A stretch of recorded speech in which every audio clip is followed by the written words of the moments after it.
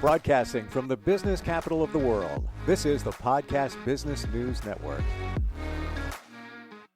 Welcome back. Quite simply, she helps you heal. Heal from what?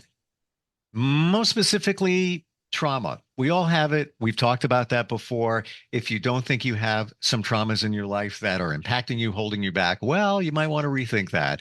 And what's holding many of us back from healing from trauma? Apparently, it's shame. We're going to look at that today. And she runs deep in terms of energy healing and other modalities. She's Lena, and she's back with us. How you doing today? I'm good. How are you? Terrific, terrific. Yes, and it's in my journey learning more about this thing called trauma. For anybody that hasn't heard other podcasts with us or really understand it, I feel we should redefine it or define it for somebody before we even go any further. So could we do that? So the way I define trauma is something that has taken a piece of you, changed you, taken who you are and moved it, shifted it, whatever it is that's causing you to not feel whole, to not feel like you are able to move on. So, and trauma creates blocks that doesn't allow us to move forward. So for me, I've had to release a lot of trauma. I did a session with my healer this week, and it was an extensive session of stuff that I needed to clear for a while. And some of it was trauma. Some from, where I'm living now, and some from past. But how this subject came about today was, I was scrolling Instagram, or I put on Instagram the other day, and I'm not an Instagram user really, but I happened to hit the button and a reel popped up from Valerie Bertinelli. I love Valerie Bertinelli, right? I love her. And she's on the Drew Barrymore show, and they are talking about some person who had just announced an engagement and had sworn that after their last divorce, they would never, using that never word, right? Never get married again. And they started to, and so Valerie looks at Drew and is like, would you get married again?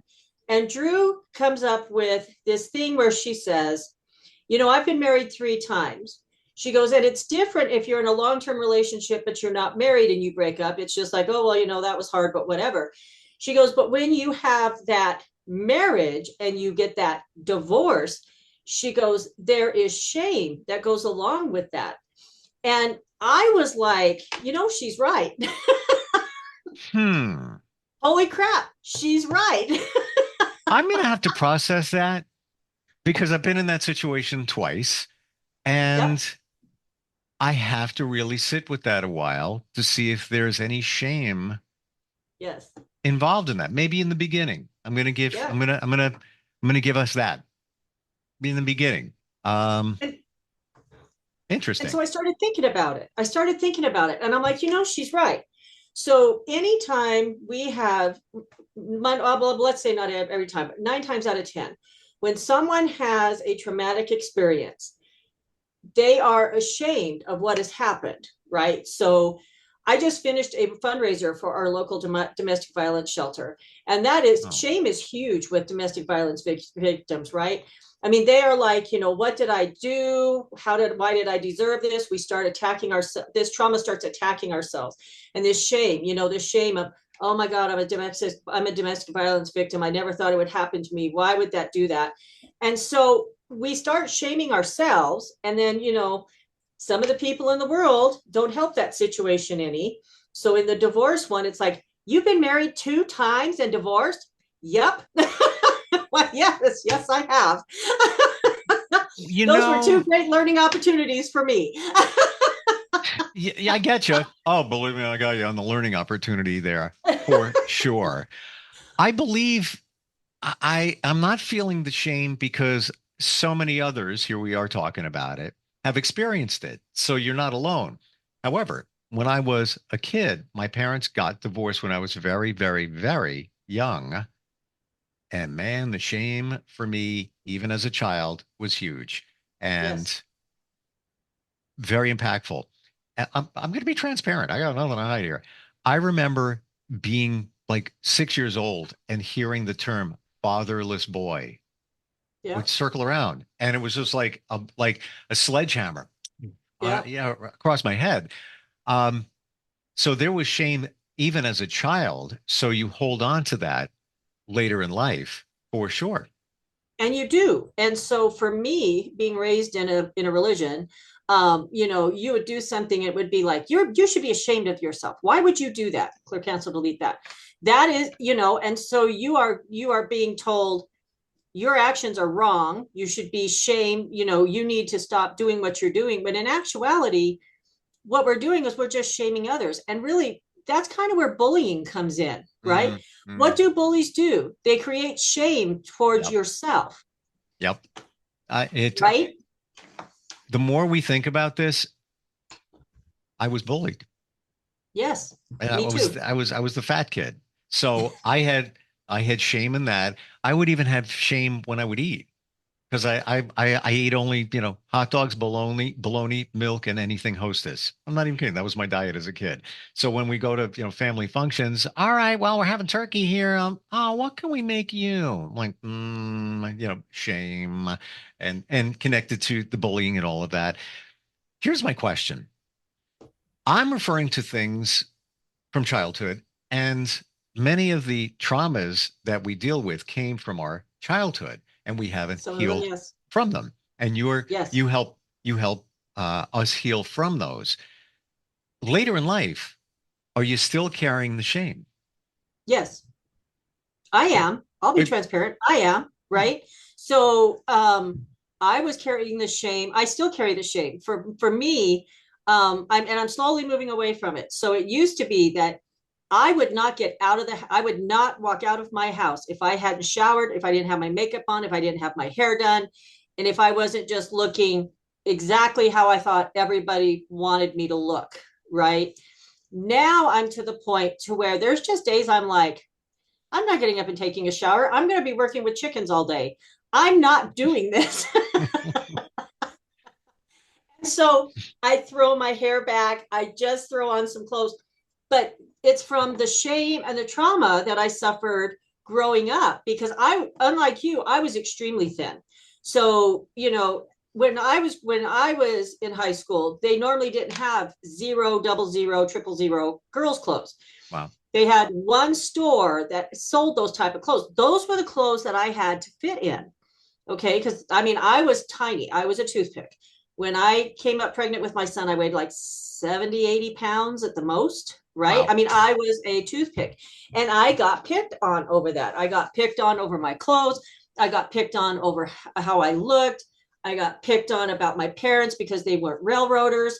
Because we live in a railroad town, right? My dad was self-employed, so all of this stuff created shame for me, and I constantly tried to fit in, and and to this day, I catch myself trying to fit in, trying to make myself look good to others. And that's one of the things we worked on in this healing this week was that I didn't have to do that, releasing part of that shame. So if you're being shamed or you feel ashamed of yourself and you don't really want to talk to people or tell people, anyone, about this shame, then that trauma is just hanging on to you because the shame, along with fear, I keep getting shame and fear, are holding you back from doing the healing that you need to do.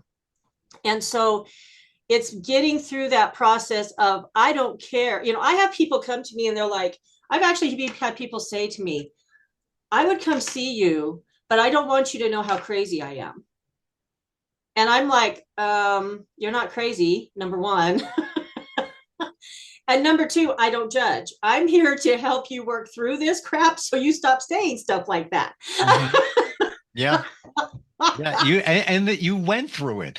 And as you're even speaking, you're bringing back memories to me and Yeah. in the reverse of you being petite and having to Yes. shop for your as a child, your clothes at a Yes. certain store. So I'm going to assume the styles weren't the same, right, Correct. as the other Yeah. girls. So Yeah. and flip side me had to shop, if I heard the word husky again as a kid, yeah, my head would explode. Like, yeah, gotta go in the husky department. So same kind of thing, but different. But I totally get what Right. you're saying. Do we later, and again, we identified that a lot of the trauma that we need to heal from to move our lives forward, some of this is keeping us stuck, some of us is making us feel that we're not good enough. Do you feel that the shame portion that we're talking about, we might not even recognize? It's been Yes. buried down, and until we Yes. kind of sit with it and realize Yeah. it, yeah. Mhm.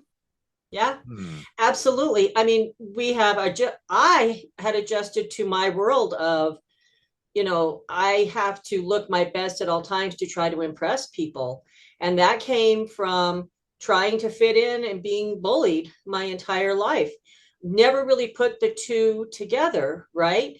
So if you've got shame, and I'm going to use this as an example because it just popped into my head, but if you have shame because, say, you are a victim of a trauma, right? Okay, we'll just say a trauma, what no matter what, right? Mhm.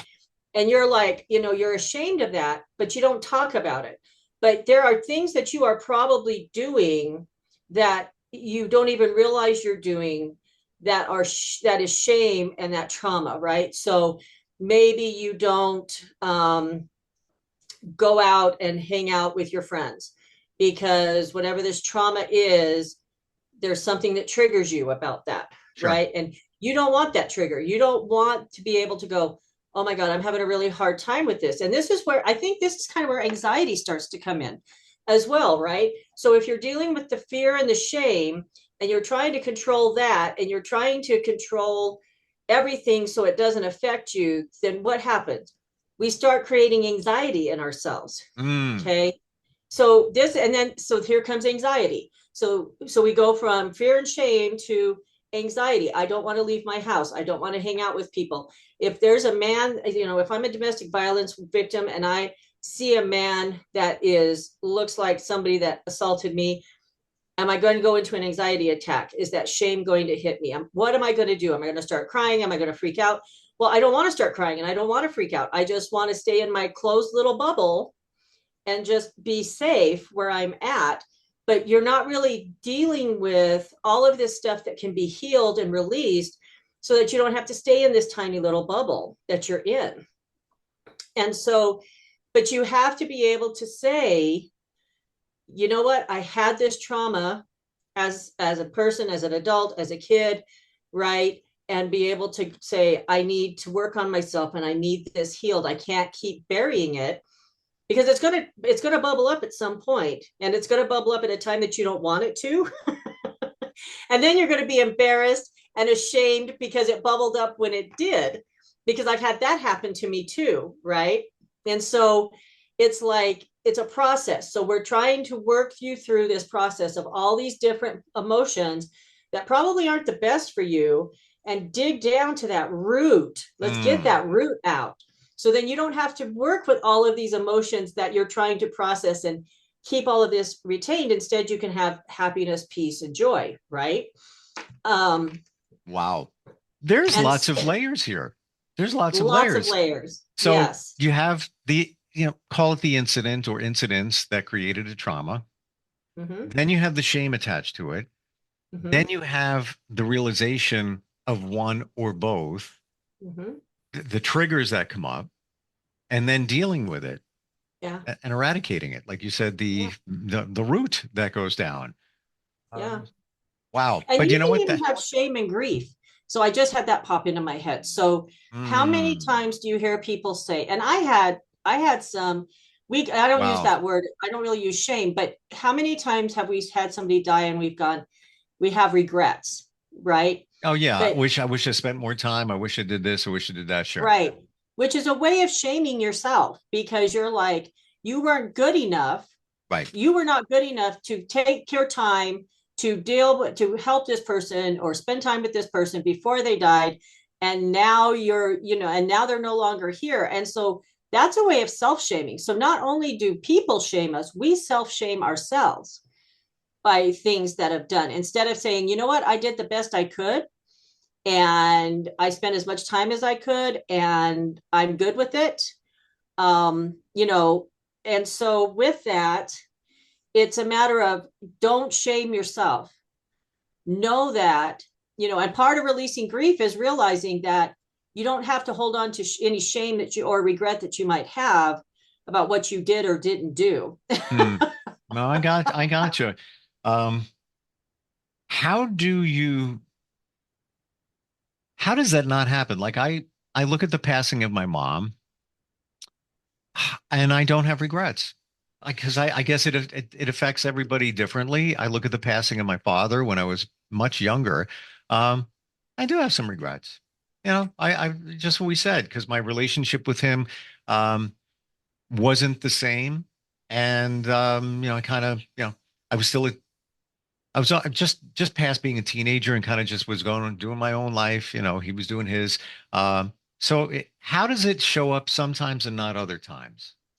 I think because for me, let me just say for me, with my dad, I had no regret. I had no shame about my dad, right?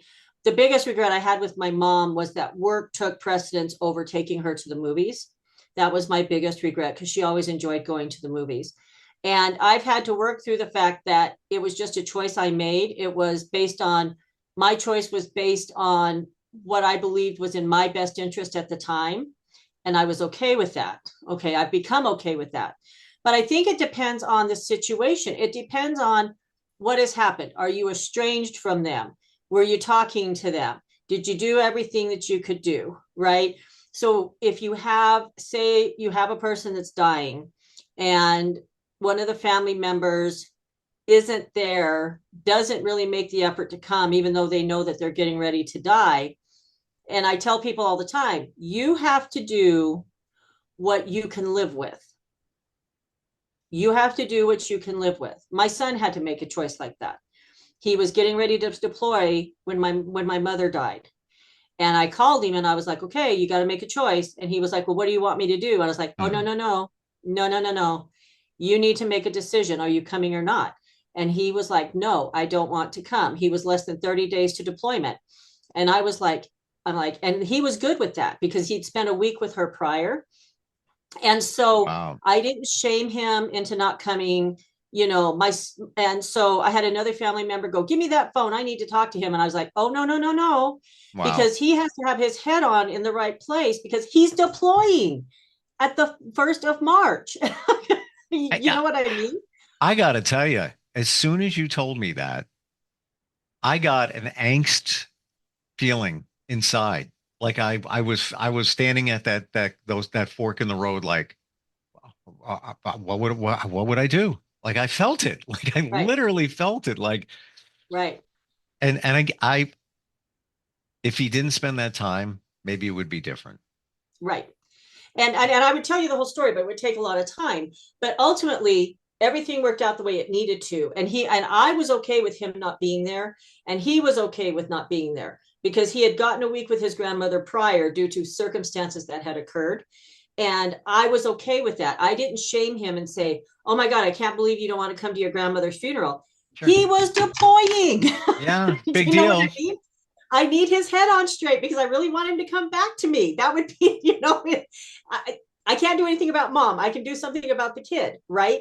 So, Mm. so really, when you're dealing with this kind of stuff and you're dealing with someone that's in these circumstances, the best thing you can do is not give them real good advice. Let them make the decision based on what they can live with. And I do that all the time. Mm. I'm like, make the decision based on what you can live with, not to make other people happy, but what can you live with? Can you live with knowing that you didn't attend this funeral? Can you live with knowing that you didn't come visit them at the end? Or is it going to cause you regret? Mm. That's the biggest thing you need to look at, right? So then you don't create shame, self-shame, because you're making the decision based on what you believe is right for you. This is if there's any takeaway here for anyone, it's that when Mm-hmm. those situations come up, big and small, what can you Yep. live with? And Yep. and maybe go with your gut because your gut is going to tell you what you can live with. If Right. but you got to listen to it, but Right. do the scenario. What's it going to feel like in a year from now, Yes. 6 months from now, 10 years from now, if you make this decision as opposed to that decision, and nobody can make it for you. And yeah, it's almost pointless to even ask, what do you think I should do? It Right. really is. I hate to say Right. it. What can you live with? You need to make the decision based on what you can live with Yeah. without having regret and Wow. shaming yourself all the time. Hmm. We have literally 2 minutes left. How can we release that shame? If we identify that we're carrying it along with that trauma, obviously, the full release of all of this comes with the healing that you offer through your different Sure. energy modalities, and they work. Mhm. Any other advice to release that shame? I would do a forgiveness exercise for yourself, right? Hmm. Sit down and really the forgiveness exercises that I normally tell people to do is either write yourself a letter and burn it and watch the smoke go up, or just Hmm. picture the person you're working on, basically say every nasty thing you can think of, and then just say, I forgive you. And really, what forgiveness does is it releases us from that person, even if it's ourselves and that shame of that person, because there are pieces of us that need to shift, that need to change, and need to be released and replaced with better things about ourselves, right? So you can start with forgiving yourself. There's been times where I've had somebody do a forgiveness exercise before I go in and do any additional work on the next section, because I'm being told they need that forgiveness first, not after. They need to work on it first because it's just impeding what it's impeding that what would impede their progress. Sure. And so, just work on forgiving yourselves and being okay with making the decision. Make a decision and stick with it, and don't regret it, and don't let people shame you into regretting it. Yeah, that's a big one. Yeah. That's a big one, especially family members. I can't believe you did with them. Yeah. Let that You're go. doing what? I can't believe you would do that. Well, believe it, because Oh, I'm doing it wow. anyway. Well, because if you sat with it and it fits for you, you got to block those people out. Oh, I can hear, I can hear that in my head, all of my years, that Yep. coming up, and you got to Yep. do what's best for you in the situation. What can you live with? Yes. Wow. This is just a nugget, just a piece of Just a how you piece. support people in their healing, especially even forgiveness. I did Yes. hypnotherapy for forgiveness at one point, and that's forgiving somebody else. Never even thought of, modalities to help forgive yourself. Um, Yep. how do we connect with you, Heather? So you can connect with me on Facebook and Instagram at Healings with Heather, or on my website at heatherlena.com. My email is contact@heatherlena.com. So you know what? Reach out. Let's do some healing. Distance is available. Hmm. Thank you for today, and You're welcome. enjoy the trip that you have coming up. I'll brief on it next week. And This all I'm is a going to bucket say, item. and all I'm going This to is a say, bucket list. it's daybreak and it's a miracle, and that should resonate with you for the trip that you're taking. Just think about that. Watch me record that and send it to you. Oh, Okay. very cool. All right, enjoy. We'll talk soon. Okay. Thanks. Thanks. Bye. Coming right back. Are you looking for even more of the podcasts and hosts that you love? The Podcast Business News Network is proud to announce that you now have even more ways to listen live. Check out the MyTuner Radio, online radio box, and Simple Radio apps on iOS and Android, or find us online. Search for Business News Network on mytuner-radio.com, or search Podcast Business News Network on streama.com and onlineradiobox.com/US. Take your podcast on the go and don't miss a minute of the action.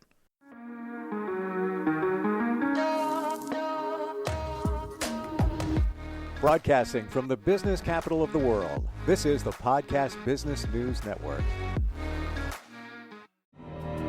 For nearly 2,000 severely injured veterans, everyday life has become filled with barriers.